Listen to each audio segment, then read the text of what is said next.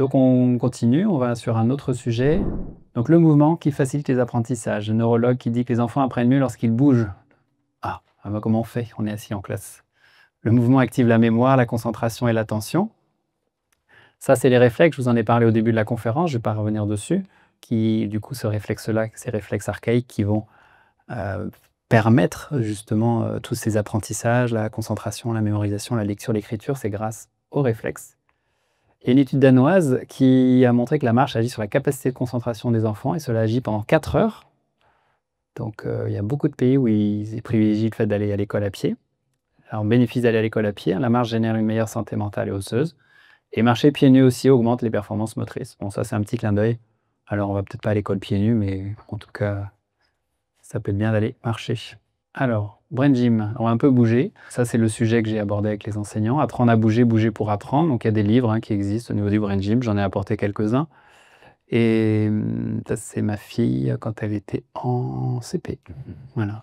Et ça, c'est le poster qu'on utilise pour les activités de Brain Gym. Alors, qu'est-ce qu'on va faire? On va faire une petite activité. Alors, les mouvements, c'est comment je peux accompagner mon enfant, toujours dans la dynamique, il va à l'école, il a bu 2 verres d'eau, il a pris sa tartine avec de la purée d'amande, de l'avocat, et puis on lui a pas mis d'écran. Voilà, jusque-là, c'est possible, c'est réalisable. Troisième clé, c'était ça. Quatrième clé, c'est le mouvement. Alors, comment je peux faire? Ah oui, mais le matin, je suis speed, il faut que je l'emmène en voiture, je dépose. Ah zut, il n'a pas le temps de vraiment être en mouvement et ensuite, il va directement en classe. Alors, ceux qui déposent en périscolaire, les enfants bougent, il y a plus de mouvement, donc c'est déjà super qu'ils aient cette possibilité de bouger. Ils dorment moins, mais ils bougent plus. Et donc, il y a aussi la possibilité, un peu comme moi, chez moi, le matin, on est plutôt aux dernières minutes.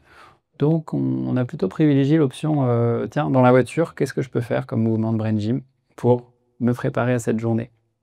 Donc, on choisit ensemble les mouvements. Donc, je vous ai montré le petit poster ici, là. Voilà. Donc, les enfants connaissent bien les mouvements. C'est ceux que j'ai enseignés aux enseignants. Et donc, nous, on va faire une petite expérience là, ici, maintenant, pour que vous puissiez ressentir ce que ça fait de faire des mouvements. Alors, peut-être certains vont vous dire, ah, moi, j'ai rien ressenti. D'autres vont dire, ah, tiens, ça a changé beaucoup de choses. D'autres vont dire, ouais, à voir. Donc, vous ferez votre expérience. Comment passer d'une situation de stress à un état où nous sommes prêts à apprendre? Alors, je ne pense pas qu'il y ait de gros stress ce soir à m'écouter, mais on va quand même faire un petit effort de penser à une situation stressante. Donc, petite mise en situation, je vais vous inviter à poser vos crayons, mettre votre téléphone pas trop sur vos genoux au cas où tout d'un coup vous pensez à la situation et hop, il y a un réveil du genou, et là le téléphone il s'en va. Donc, on pense à une situation stressante, mais pour ça, ça nécessite que les jambes soient décroisées, les bras, le bras sur soi, les yeux fermés. Et puis, donc, je vous invite à fermer les yeux, vous avez juste à écouter le son de ma voix, ça va bien se passer. Et puis, une fois que vous avez les yeux fermés, vous prenez une situation, si possible, en lien avec un de vos enfants où vous avez une difficulté, vous rencontrez une difficulté, mais quelle qu'elle soit, émotionnelle, scolaire, liée au sommeil, prenez le sujet que vous voulez. Et si vous n'avez pas de situation, tout se passe bien, prenez une situation personnelle où vous pensez à une situation un peu stressante. Quelque chose où vous dites, ça, je suis pas très confort avec. Je dois parler à un collègue, une personne, c'est pas confort. Je dois parler à la maîtresse. Et puis vous allez, quand vous pensez à cette situation, observer comment vous vous sentez dans la tête, dans le cœur et dans le corps. Donc dans la tête, d'abord, c'est qu'est-ce que je me dis? Qu'est-ce que je me raconte quand je pense à cette situation? Qu'est-ce que je me raconte? Ça veut dire, qu'est-ce que je me dis intérieurement? Du style, ouais, ça va pas bien, c'est dur, ou quelle est la petite phrase qui vient s'associer à cette pensée stressante, à cette situation stressante? Donc je vous invite à aller l'écouter, cette petite phrase, qu'on appelle le dialogue intérieur. Et puis, une fois que vous avez cette petite phrase, puis si vous ne l'avez pas, allez à l'étape suivante. Vous allez observer ce que vous ressentez, mais là plutôt dans le cœur, donc dans mes émotions.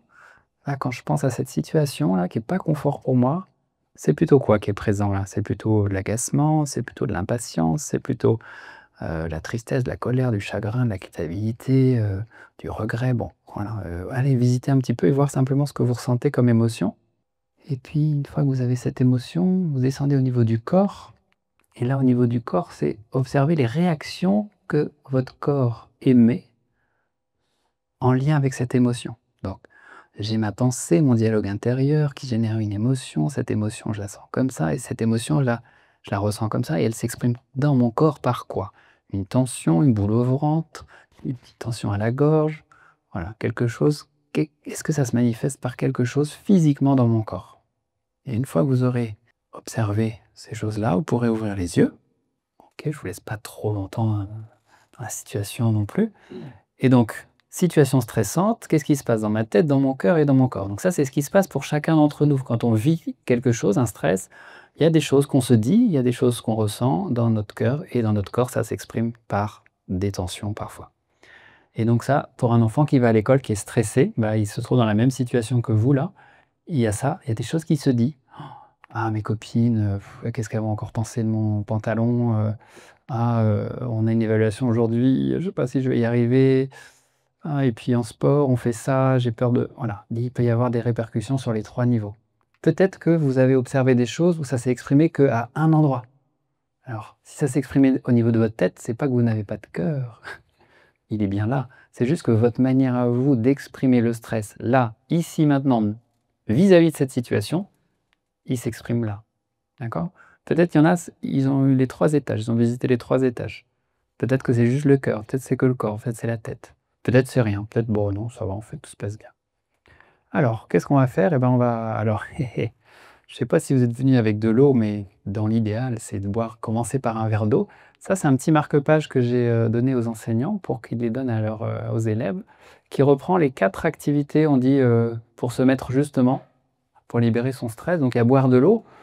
Alors, celui-ci, bah, si vous avez un verre d'eau à côté de vous, prenez, sinon, bah, vous imaginez. Non, bah, vous faites pas, hein, voilà. On passera à l'étape numéro 2. Point du cerveau. Ici, c'est les petits points d'acupuncture. On va mettre la main sur le ventre, donc allez-y.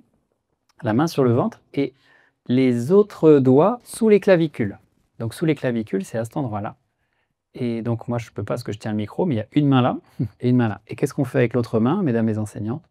On masse les points. Et alors, à quoi ça sert de masser ces points? Et bien, ici, en médecine chinoise, il y a des points d'acupuncture. Ici, c'est la fin du méridien du rein. Le rein, en médecine chinoise, vous connaissez un petit peu, c'est associé à quoi, cet organe? Oui.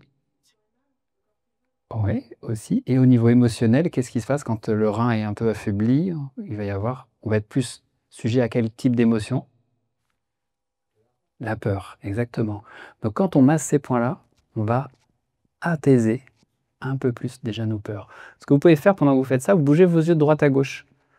Parce que vous savez, quand on était les animaux, on arrivait dans la savane et qu'est-ce qu'on regardait pour être en sécurité? On regardait à droite et à gauche s'il n'y avait pas quelqu'un qui allait nous sauter dessus. Eh bien, quand on bouge nos yeux, c'est exactement ce qui se passe. On masse les points ici, on bouge nos yeux, on libère les tensions oculaires, derrière les yeux, pour rassurer le cerveau reptilien, celui qui est derrière et qui, lui, nous est prêt à sauter et à dire « attention, il y a un stress ». Une fois que vous l'avez fait comme ça, vous changez de main. Donc, hop, toc, toc. Bon, là, je parle, peut le faire moins longtemps. Alors, les points sont voilà, bien écartés. Des fois, on dit bah, c'est quelle largeur? Alors, pour les mathématiciens, hein, c'est 8 cm et demi. Non, c'est à peu près là. Vous mettez vos doigts comme ça et c'est assez simple. Toc. Chacun a sa mesure.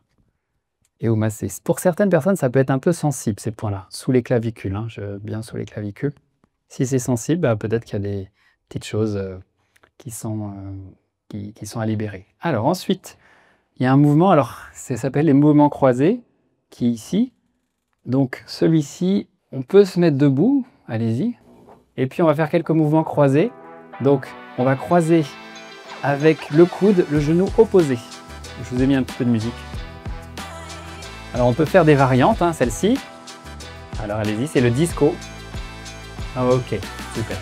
Allez, vous allez faire ce petit exercice-là. Vous allez mettre les mains sur le front, vous fermez les yeux. Vous allez simplement penser à la situation stressante, mais sans chercher à la modifier. Je pense à ce qui me générait du stress tout à l'heure.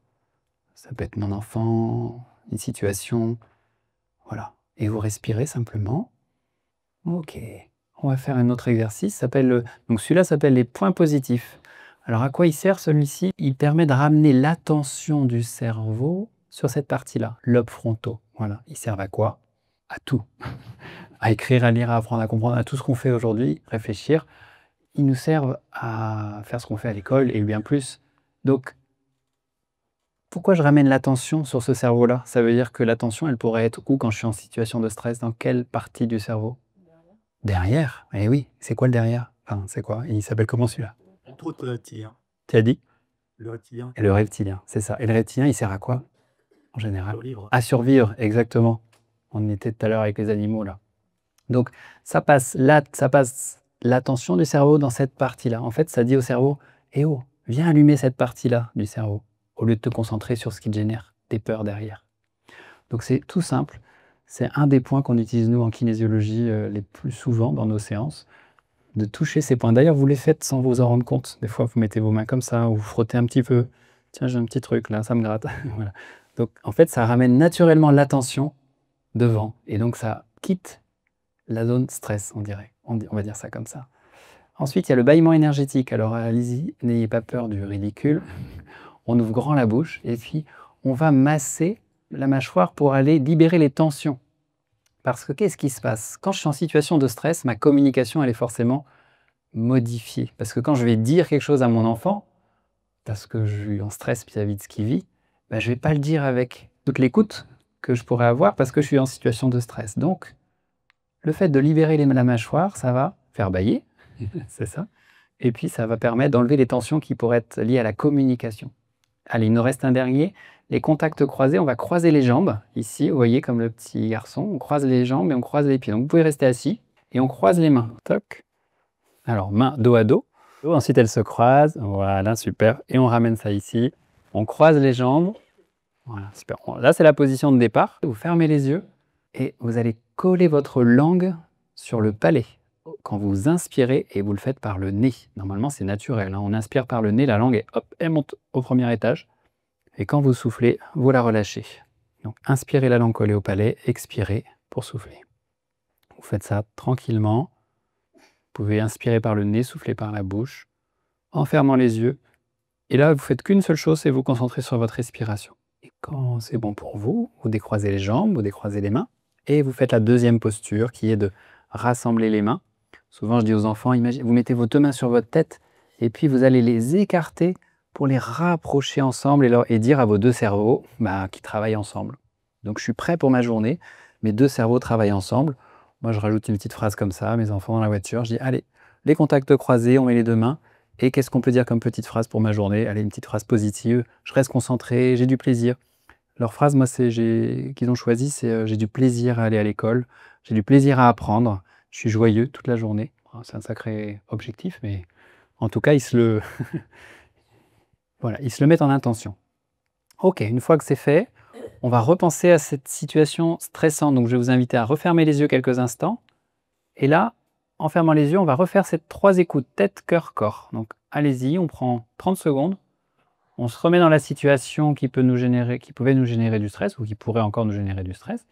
Et simplement en y pensant, qu'est-ce que je me dis quand je la regarde? Est-ce que déjà quand je la regarde, cette situation, il y a des choses qui ont changé dans les images, la perception que j'en ai? Est-ce que mon dialogue intérieur a changé? Surtout ma pensée, est-ce qu'elle est un peu différente? Ce que je ressens au niveau du cœur et au niveau du corps. Je vous laisse faire un petit scanning, tête, cœur, corps, et vous observez s'il y a une différence. Et quand vous avez observé, eh bien vous ouvrez vos yeux.